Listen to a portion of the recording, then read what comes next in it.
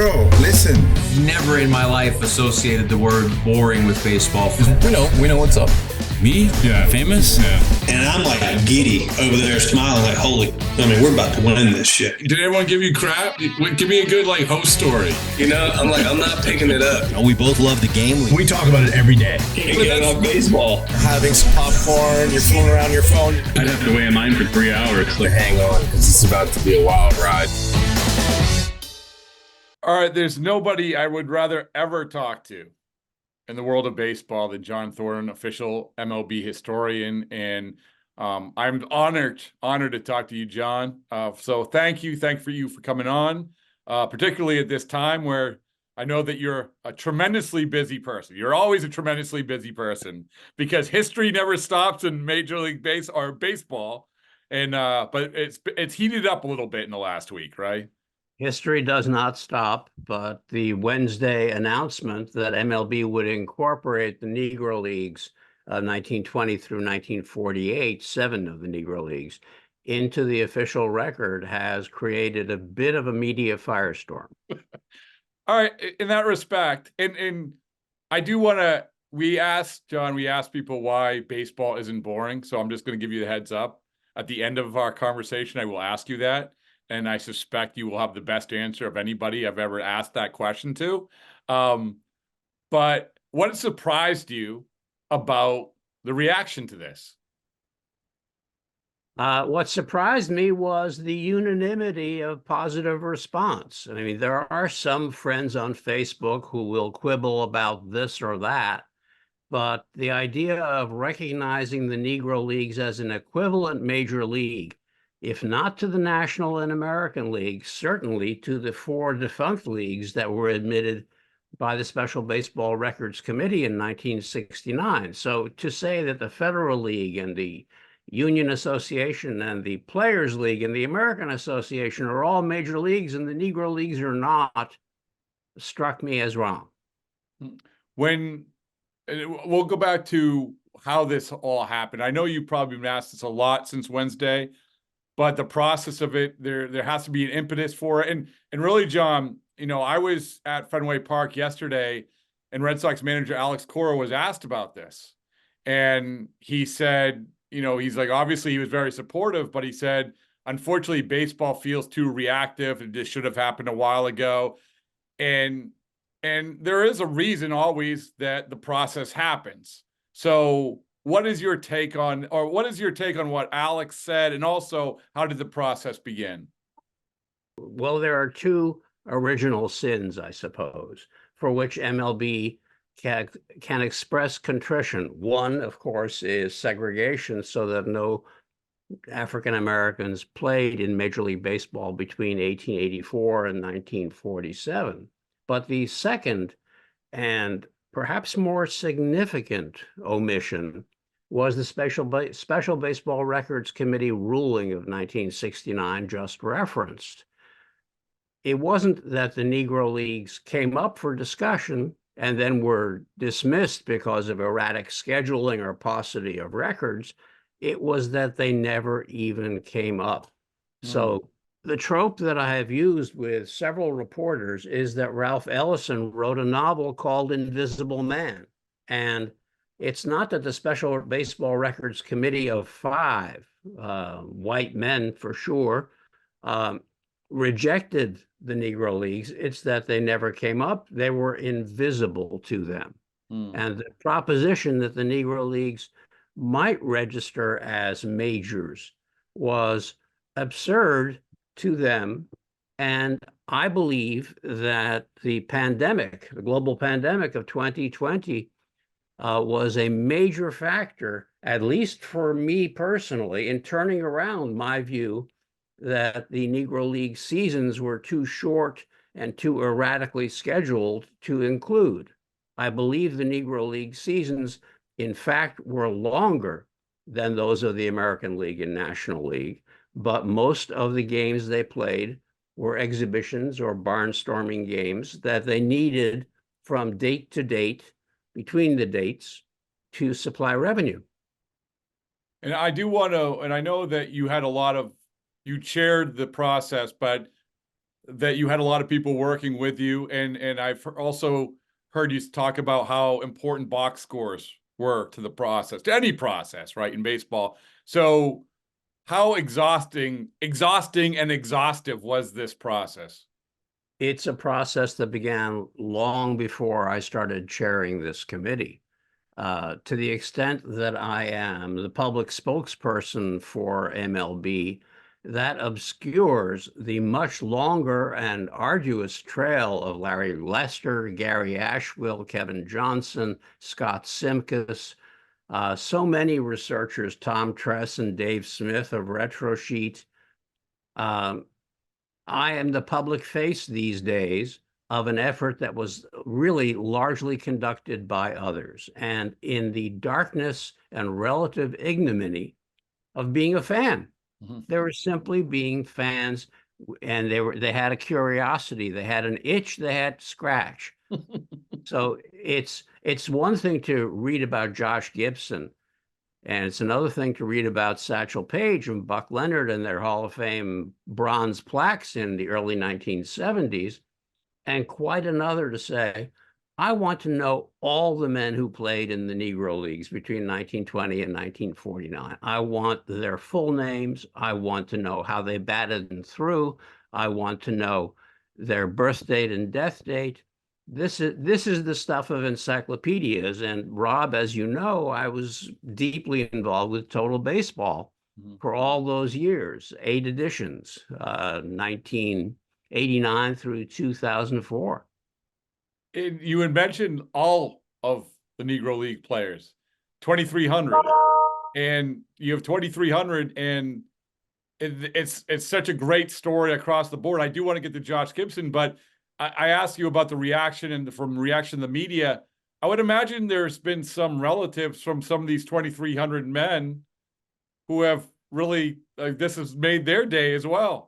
Well, they're delighted. And I believe the ones who are most delighted are the ones without bronze plaques in Cooperstown. Those who may have been cup of coffee types, who may have played a year or two and then descended to semi-pro ball and barnstorming.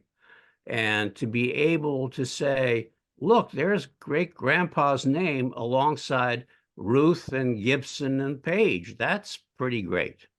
It is. It's unbelievable. So when I first saw this, John, the Josh Gibson news obviously kind of headlines it, highlights it. And I just thought it was an unbelievable turn of events. When you have Josh Gibson, all of a sudden, a player who we all thought was good, who we all would classify as a great story in a significant player in Major League history, but now he takes over for batting average, for slugging percentage, for OPS. He is arguably the best player ever. Because if we're going to look at it, and I want you to refute this or expand on it however you want, but when people say the best player ever, everyone jumps to Babe Ruth. Well, he just eclipsed Babe Ruth. So all of a sudden, overnight, here we go, the best player ever. Let's remember that stats are the stenography of baseball history. They're chicken scratchings. They're not the full story.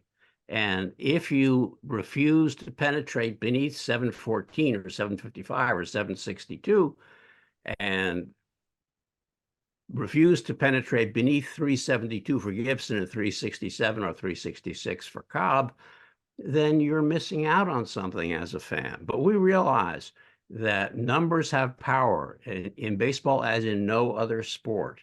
Who knows what Red Grange's average yards per carry were in 1926 or George Mikan's scoring average in 1945? We'd have to scramble to the record books for those. But there are certain numbers that live for baseball fans. And to say that Josh Gibson is greater than Babe Ruth or greater than Ty Cobb because he exceeds them in a particular statistical category, I think is making a mistake. They're all great. And Rogers Hornsby is great, and Joe Jackson is great. And the idea that Mule Suttles or Turkey Stearns or Charlie Blackwell or Charlie Chino Smith enters into the discussion as who had the greatest baseball season ever. I think that's wonderful, and let the debate commence. I have no vested interest in the outcome. I love it. It is great. I mean, this is why we do this podcast. This is why we have these conversations, because baseball, like I think no other sport, and really you talk about the pandemic, John, the pandemic stripped us from, for me, a lot of conversation, being able to interact with people. And but it did do, this is great that it was able to spurn or spawn this, where we've landed here this week. Along those lines, I always find it fascinating the when we vote for well, two things. There's Hall of Fame and there's MVP. I'm going to start with MVP. MVP is I don't know how you view it in terms of when you look at the most valuable player, and this is the here and the now. Do you when the MVP, when you're going through the modern day, do you look at it in a certain way? Has it evolved like it has evolved for a lot of voters? I mean, I'm just curious from your mind, which is such a great baseball mind. For me, the MVP is a function of publicity as well as accomplishment.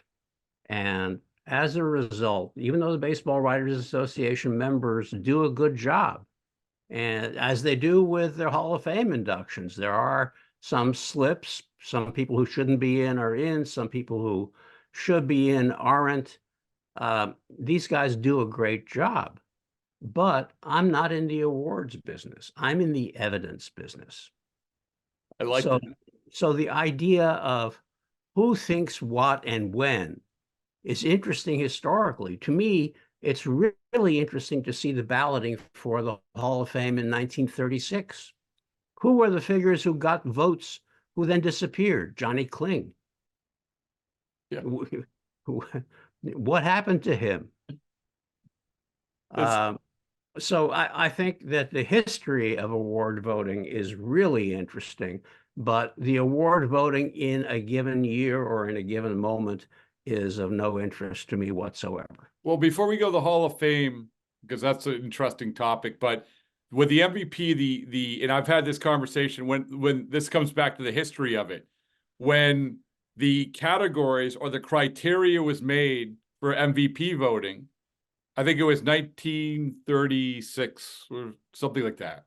Well, actually, we had an MVP award as early, I think, as 1911. And then there were some years in which it wasn't given. And then there were some years in the 20s when if you won the award, you couldn't get a repeat award. Oh, really? Okay.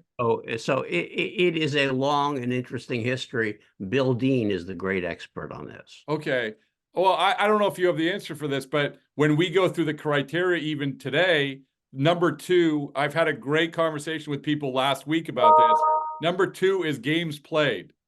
Games played is number 2. And some people say, and I know that when Mike Trout came up and he finished, I think, 4th after playing 114 games, I said, well, you know, we have to go by the letter of the law, games played, when this was instituted in the 30s. So I don't know if and you articulate it so well about how you view the voting for the Hall of Fame, but in terms of the criteria, I don't know if you can add anything to that, because games played as a number 2 thing that people should look at. Seems well, like, I think that the history of heroism is another interesting subject. And why were catchers regarded as the most important of all baseball players, more important than the shortstop or the pitcher or the center fielder way back before 1900? And that's because endurance was the quality most admired, not only in sports figures, but also in horses. So that when you ran a great race in the 1820s, it wasn't a single race, it was best 2 of 3 heats. So imagine that you would have to run a race, then lose the next one, and then come back in the 3rd and win. This is why so many ball players wore the name Eclipse. The Louisville Eclipse of the 1880s was not named for an astronomical phenomenon, but rather for a particular horse who won the third of 3 heats in 1823. Oh my goodness, that was so good. That was I love that. So to go to the Hall of Fame voting, obviously the challenge is, and this is the challenge that I think we all face because it's so, as you said, a numbers-based game. The errors that we have to deal with for whatever reason, you have to make judgments how good they are, and the numbers are changing all over the place. And John, one of the things that I started doing was to start the conversation, take the top MVP voting for the top 15 and see how many times players reach that, because it shows a dominance in that year, in that era. Not scientific, but I had to start somewhere. Tell me if I'm right or wrong. I mean, I'm trying, because the Hall of Fame voting is a hard thing and it's a subjective thing. So how do you feel? For my tastes, Rob, you're wrong. Okay. You're wrong because what you're looking at is the exhaust fumes of the gasoline that have just been consumed by the car. You are looking at what people thought of somebody else's accomplishment. And whether it is in a given year or over a span of years, it's still in the opinion area. So what do votes mean? I'm not sure they mean anything at all.